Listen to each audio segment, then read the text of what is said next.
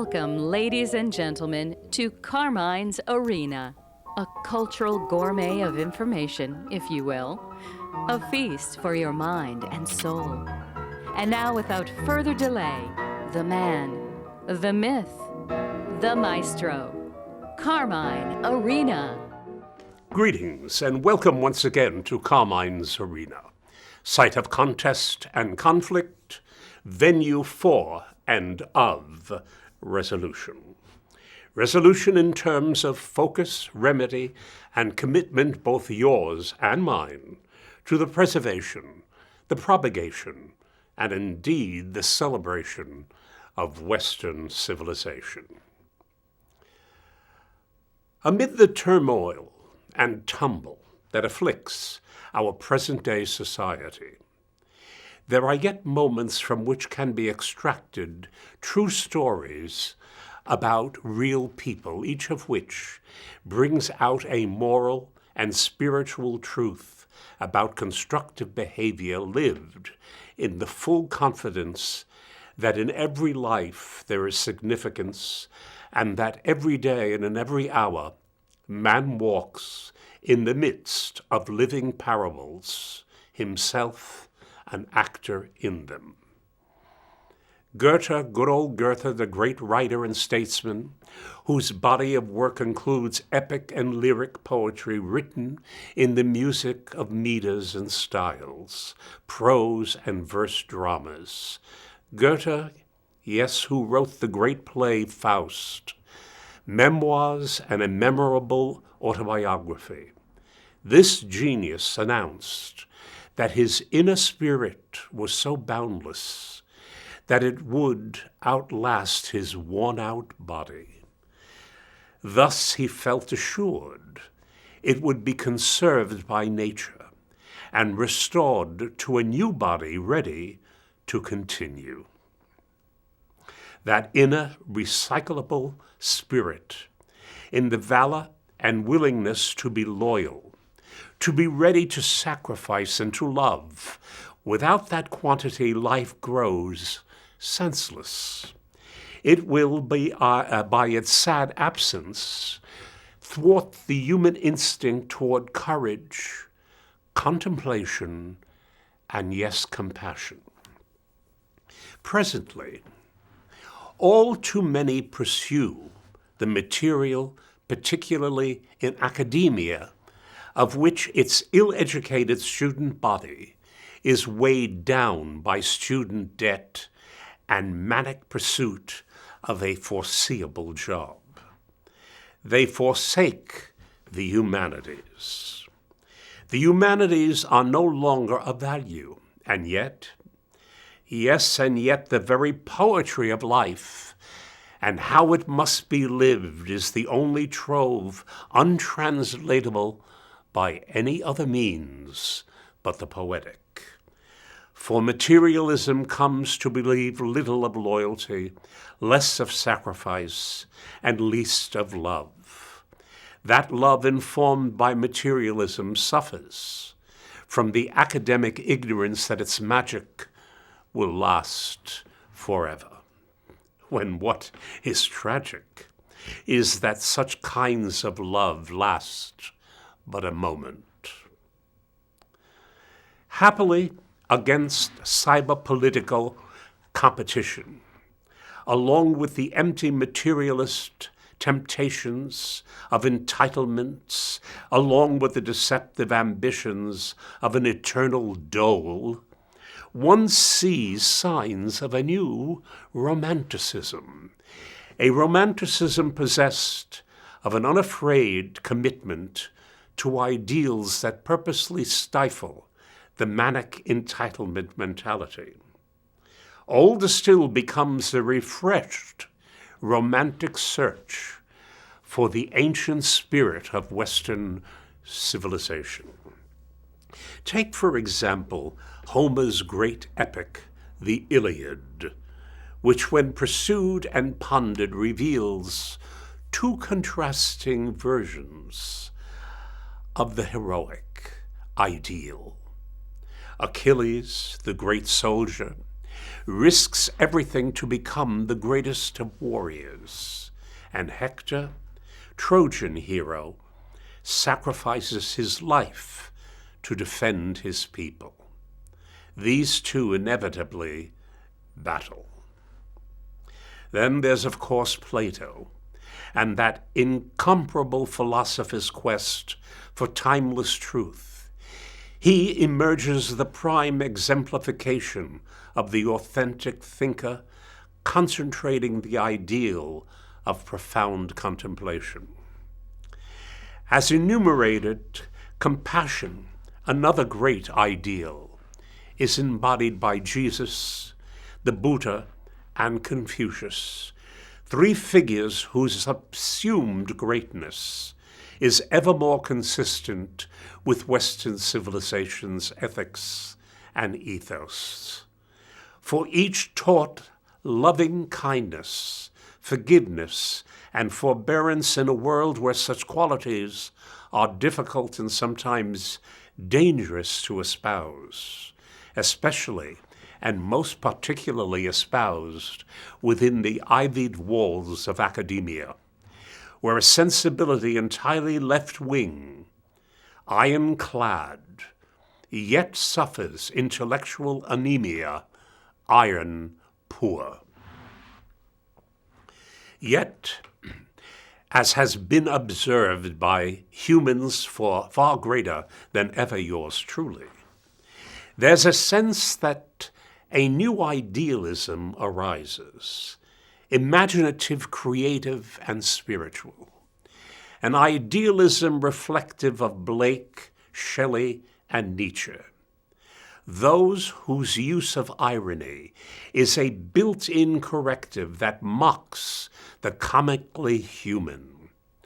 Yes, that vigorous human hold on comedy, which has the courage, thanks to proper education, to laugh at itself.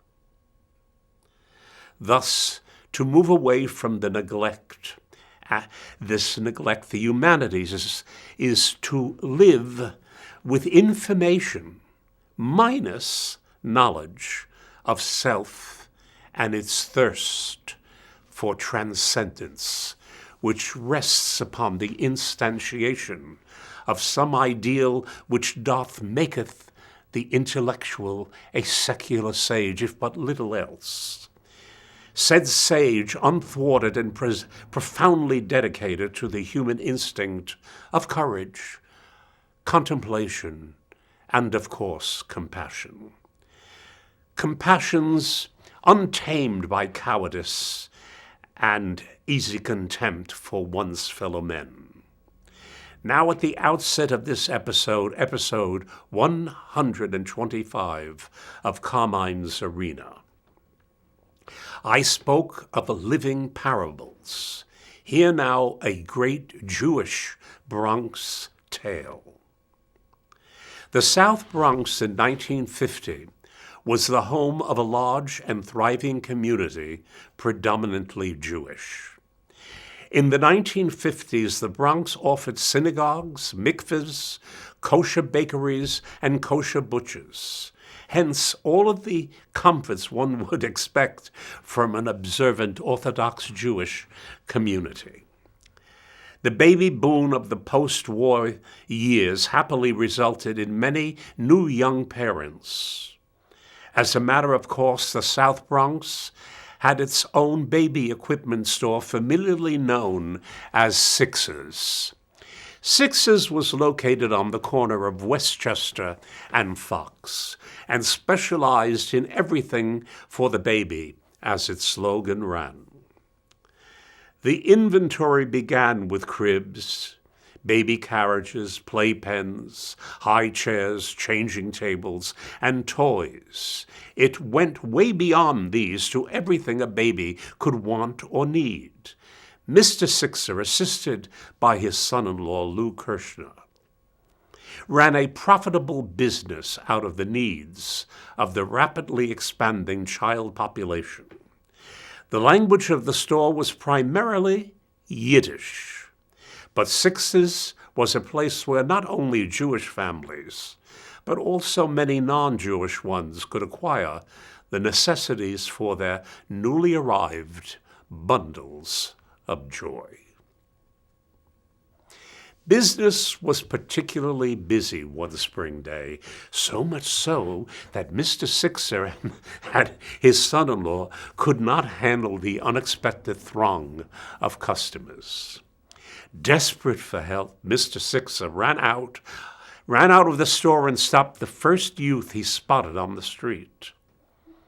"Young man," he panted, "how would you like to make a little extra money? I need some help in the store. You want to work a little?" The tall, lanky, black youth flashed a toothy smile. "Yes, sir, I'd like some work." "Well, then, let's get started," was Mr. Six's joyful reply. The youth followed his new employer into the store. Mr. Sixer was immediately impressed with the youngster's good manners and demeanor. As the days went by, and he came again and again to lend his help, Mr. Sixer and son-in-law Lou both became increasingly impressed with the youth's diligence, punctuality, and readiness to learn. Eventually, Mr. Sixer made him a regular employee at the store. It was gratifying to find an employee with an almost soldier-like willingness to perform even the most menial tasks and to perform them well. From the age of 13 until his sophomore year in college, this young man put in from 12 to 15 hours a week at 50 to 75 cents an hour. Mostly he performed general labor, assembling merchandise, unloading trucks, and preparing items for shipments. He seemed in his quiet way to appreciate not only the steady employment, but also the friendly atmosphere Mr. Sixer's store offered. In time, Mr. Sixer and Lou learned about their helpers' Jamaica origins, and he in turn picked up a good deal of Yiddish. Over time, the young man was able to converse fairly well with employers and, most importantly, with a number of Jewish customers whose English was not fluent. At the age of 17, the young man, while still working part-time at Sixer's, began his first semester at City College of New York. He fit in just fine with his, for the most part, Jewish classmates, hardly surprising considering that he already knew their ways and their language. But the heavy studying in the engineering and later geology courses he chose proved quite challenging. The young man would later recall that Sixer offered the one stable point in his life in those days. Moving ahead forward in this parable, in 1993, in his position as chairman of the Joint Chiefs of Staff, 2 years after he guided the American victory over Iraq in the Gulf War, General Colin Powell visited the Holy Land. Upon meeting Israel's Prime Minister Yitzhak Shamir in Jerusalem, he greeted the Israeli with the words, "Men kennt reden Yiddish," we can speak Yiddish. As Shamir, stunned, tried to pull himself together, the current Secretary of State continued chatting in this second favorite language. Colin Powell never forgot his early days working at Sixer's, and now America's Department of State. You see what is meant by becoming an actor in one's living parable.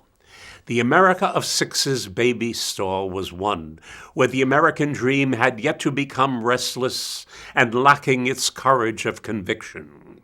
Rugged individualism now placed on hold to scold its former brave and bold, who roll up to polls and vote as told. Here's another useful parable worth lingering to listen. One evening, a grandson was talking to his grandpapa about current events. The grandson asked the elder what he thought about the shootings at schools, the computer age, and just things in general.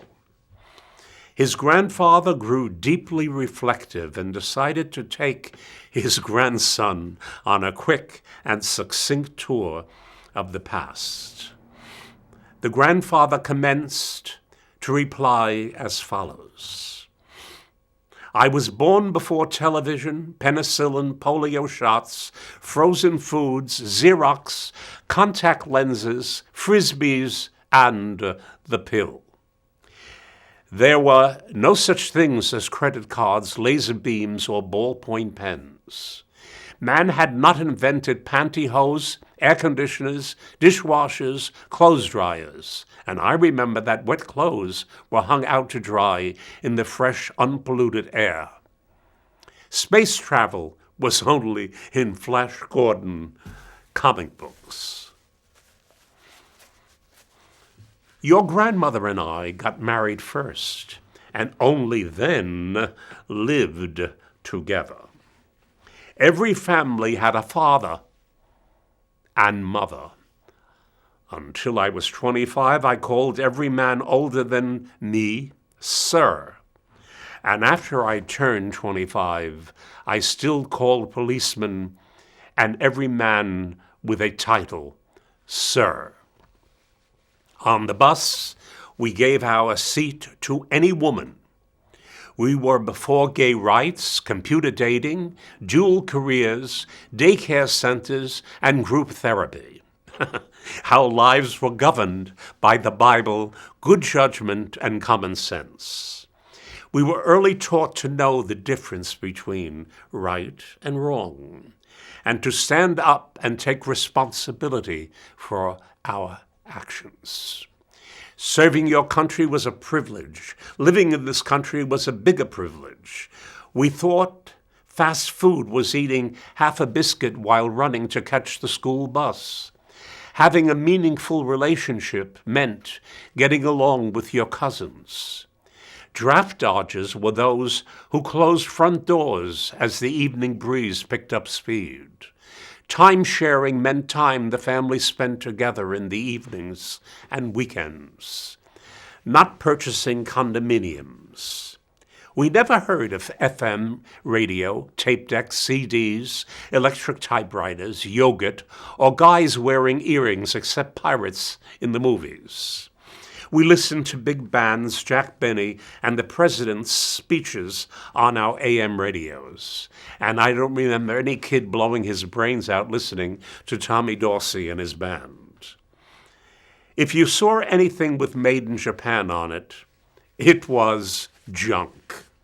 The term making out referred to how you did on your school exam.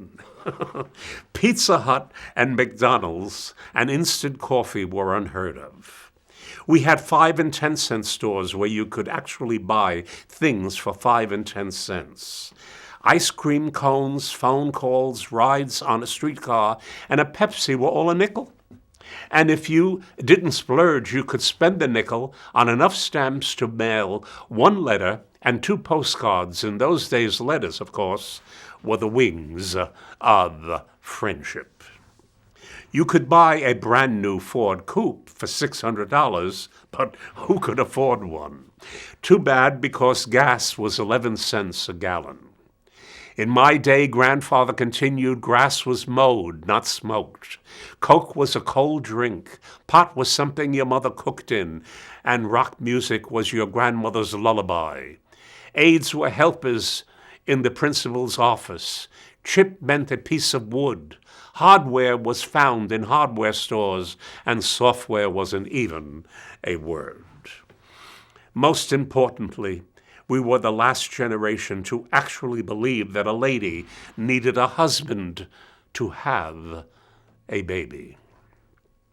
'Tis no wonder people call us old and confused and say there is a generation gap. How old do you think I am? Grandfather asked. I bet you have this old man in mind. Pretty scary and pretty sad at the same time, Grandfather said, announcing I'm only 60. Which brings us yet again another more timely parable entitled The Things I Trust More Than Hillary Clinton. They are Mexican tap water, a rattlesnake with a pet me sign, O.J. Simpson showing me his knife collection, an elevator ride with Ray Rice, taking pills offered by Bill Cosby, Michael Jackson's doctor, Obama's nuclear deal with Iran, a Palestinian on a motorcycle, gas station sushi, a Jimmy Carter economic plan, Brian Williams news reports, Loch Ness monster sightings, prayers for peace from Al Sharpton, playing Russian roulette with a semi-automatic pistol, emails from Nigerian princes, the Heimlich maneuver from Bonnie Frank, a condom made in China, a prostate exam from Captain Hook. In short, I would trust Hillary no more than Bill Clinton in a convent. Attend, if you will, yet another parable, which soars above and beyond the more common learning curve born of culture. Cultures who prefer to see themselves as victims others must cater to. It has been 10 years since Hurricane Katrina struck New Orleans, yet a Vietnamese neighborhood in a remote eastern corner of the city, a corner well below sea level that was extensively flooded. There are now bustling restaurants, tidy homes, with well-tended lawns and brisk street traffic. Nonetheless, much of the surrounding area, by contrast, still seems to be struggling. The impression in reality is that Vietnamese Americans have experienced a more robust recovery than other ethnic or racial groups in New Orleans. Naturally, where there are victims, analysts and conjecturing types usually result in excuse-making. Here we have a glowing, palpable example of some groups, in particular many Asian immigrants, who are predisposed to success because of cultural attributes which resent and thus resist failure as an option. It is to be remembered that the Vietnamese community began moving into the city in 1975. Its members settled in a low-lying area where housing was cheap, very cheap. Yet today, despite experiencing the same Katrina-related hardships as other groups, the Vietnamese enclave is thriving. A sense of collective perseverance forged in the experiences of fleeing a communist catastrophe of homeland governance brought and continues to bring about an insular outlook of, dare I say it, self-sufficiency rooted in said experience with that untrustworthy government of goons from which they fled to the American dream.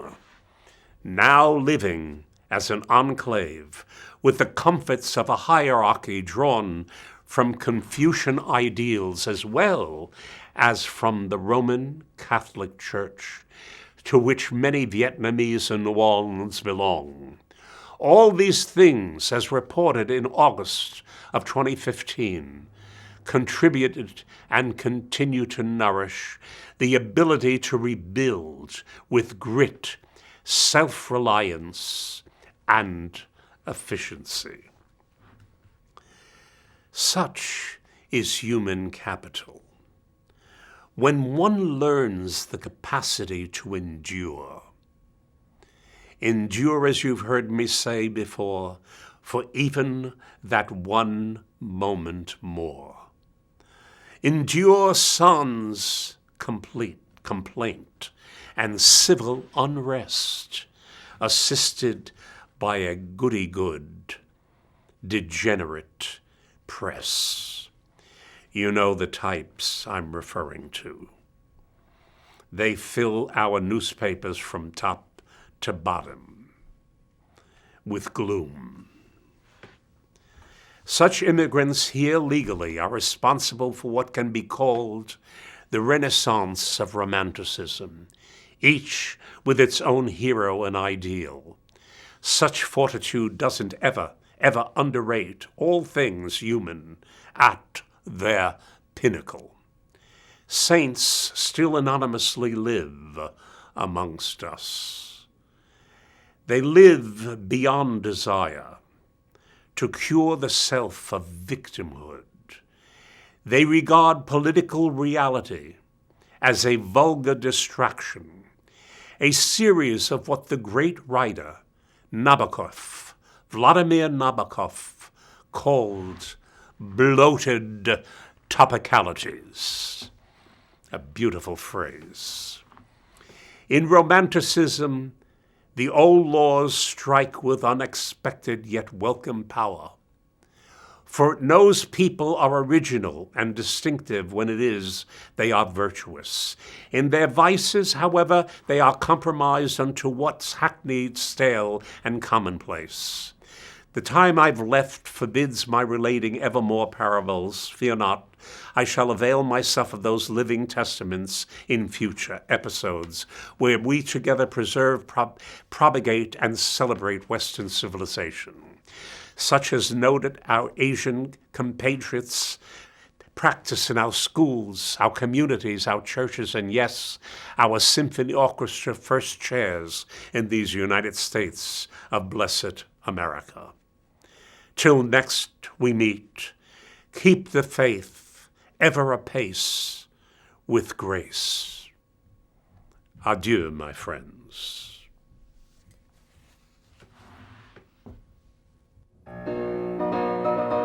If you have any comments or other remarks, and that I perhaps could even read on some of these broadcasts, please do not hesitate to write to me, Carmine Arena, P.O. Box 1029, Larchmont, New York 10538.